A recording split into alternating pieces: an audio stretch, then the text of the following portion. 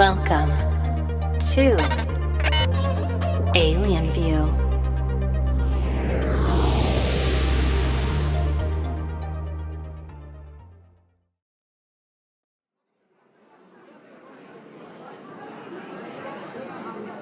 Ah, I see your name tag there. Nice to meet you.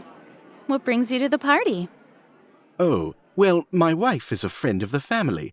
I'm just tagging along. Me too. So, what do you do for a living? I'm an economist. Ah, we're in similar professions. I'm a meteorologist. Not sure that our fields are that much alike. While we're both in the prediction business, my goals are considerably more ambitious. Oh? How so? Well, we economists are in charge of fine-tuning the levers of public policy to ensure a smooth-running financial system. Ah, I see. Well, unless I start seeding more rain clouds with iodide, I guess I'm stuck just making predictions. Indeed. Since you're able to control things so effectively, I'm guessing that your predictions about the economy are pretty accurate? It's a bit more complicated than that. Uh-huh. Well, you are the one who mentioned something about fine-tuning the economy. That would imply a certain level of precision, wouldn't it? And as far as things being complicated, my weather systems are pretty complex too. You also have an additional factor working in your favor. In some instances, your predictions may become self-fulfilling. If people really believe your prognostications, then the financial markets may move in the direction you predicted, which would seem to open up the potential for economists to abuse their position by manipulating public perception rather than dispassionately making predictions based on the data. Unfortunately, the weather doesn't cooperate that way. Mother Nature has her own ideas. So, how exactly is your track record predicting the future path of the economy? Well, as I said, it's very complicated due to the extremely large number of factors involved, all of which interact in complex ways with feedback loops and such. Very challenging to predict. How about something simple, like the price of oil? I recently read a news article about the track record of economists, oil traders, and other experts who predicted the future price of oil in exactly 1 year. The results were pretty awful. Not much better than mere chance. You might as well have flipped a coin. We use more sophisticated methods now. We employ artificial intelligence embedded in complex mathematical models. Well, it's said in the article that every other method examined was worse than using one simple strategy. Financial models, statistical models, and surveys of experts were all considerably worse than the simple strategy. And even the simple strategy was pretty bad. Oh, and what was this amazingly simple strategy? To predict that the price of oil tomorrow will be the same as it is today. My 5-year-old could do that, and his weekly allowance is only 50 cents. I wonder how much economists and oil experts get paid. I see. Well, that sounds a lot like your hurricane tracking method. Wherever the hurricane is currently going, just predict that it will keep moving in the same direction. Well, not exactly. Our research shows that we can do much better than that. Like Tropical Storm Faye in 2008?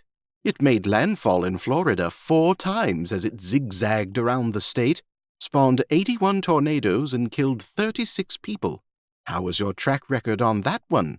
And regarding predictions about the price of oil 1 year from now, how about you meteorologists telling me if it is going to rain on my daughter's birthday party next week? Hey, is it my imagination, or did you just change the subject? Your overall track record seems pretty bad. And I'm not the one claiming the ability to control the weather. Why do you economists think you're entitled to manipulate the levers of a complex, dynamic, nonlinear, and chaotic system like the economy? What hope do you have of coming even remotely close to achieving your goals? If you really can fine-tune the dials as you claim, then shouldn't your predictions be more accurate than mine? After all, Mother Nature calls the shots in my field. I thought you were in charge of yours. Well, not exactly. It is true that we pull the levers, but we're just following orders. Orders? From who? Our overseers. And who might they be? Well, in sophisticated circles, they are reverently called the political class. To be honest, though, that's a bit of a misnomer. Why is that? Well, they can be pretty dictatorial at times, always making veiled threats that if we don't do as they say in order to get them re-elected, then we'll be out of a job. We had a president once who redrew our hurricane maps. Why can't these politicians leave us alone? I don't know. We meteorologists are usually left alone to follow the science.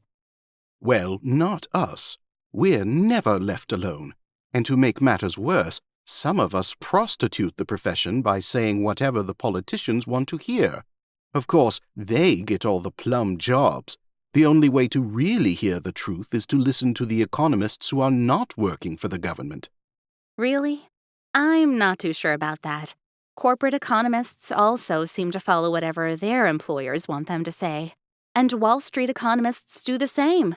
Even academic economists also seem to be pushing a particular agenda. They're constantly looking for data to support their preferred narrative. Seems pretty subjective. Yes, well, life is complicated. Hard to be objective when human behavior is involved. Well, if you ask me, things look pretty bleak in your profession. By the way, do you work for the government? Yes, indeed. Then I should ignore whatever you say? Of course not. I don't engage in that sort of sycophantic behavior. I'm a professional with rigorous standards. Hey, isn't that Senator Walter Windbag over there? Wow, this is a pretty impressive party, huh? A United States Senator? One of those revered politicians you were talking about? Excuse me, but did you say Senator Windbag is here? Yes, he's across the room over there, surrounded by those sycophants you were referring to. Yes, indeed. I'm sorry, my dear, but I really must be going now. It's been a pleasure speaking with you. The pleasure was mine. Good luck with your future predictions. Why, thank you. And you as well. Good day. Greetings, Senator. How are you this evening? Such a pleasure to see you again.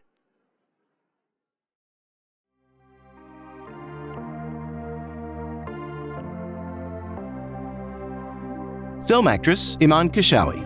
Voice actors Iman Kashawi, Tony Partida. Cinematography Amir Khan. Illustrations John Kelly. Sound edits Iman Kashawi. Video edits John Kelly. Website design Jonathan Kingsbury. Produced and directed by Glenn Dawson, Alien View, LLC. Copyright 2022, Alien View, LLC. All rights reserved. Any resemblance to persons living or dead is entirely coincidental or is intended purely as a satire, parody, or spoof of such persons and is not intended to communicate any true or factual information about that person. Please visit us at alienview.org.